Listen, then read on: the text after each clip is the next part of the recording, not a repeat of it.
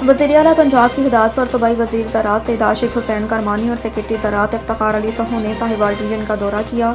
Commissioner office Sahiwal में गंदम की काश्त के हवाले से एक अहम इजलास हुआ, जिसमें अरकान assembly commissioner doctor Asif Tufail, deputy commissioner Shahid Mahmood और डायरेक्टर ज़राअत चौधरी शहबाज अख्तर समेत मुतल्लिका अफसरान शरीक हुए। इजलास से खिताब करते हुए सूबाई वज़ीर ने कहा कि वफाकी सूबाई हुकूमतें 62 लाख मेट्रिक टन गंदम के ज़खायर के लिए खरीदारी करेंगी। पंजाब में गंदम की काश्त का हदफ 1 करोड़ 65 लाख एकड़, जबकि साहिवाल डिवीजन में 8 लाख 36 हज़ार एकड़ मुकर्रर है। सरकारी रकबों पर 100% गंदम की काश्त यकीनी बनाई जाएगी। सेक्रेटरी ज़राअत इफ्तिखार अली साहू ने कहा कि वज़ीर आला पंजाब ने तमाम अज़ला को हिदायत की कि गंदम बवाई मुहिम को कामयाब बनाया जाए।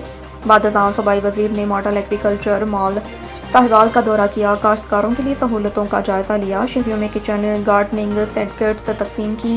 इस मौके पर सिंजंटा पाकिस्तान की जानिब से 5 करोड़ रुपए की लागत से सैलाब मुतासरीन में ज़रूरी अद्वियात और हिफाजती किट्स भी तकसीम की।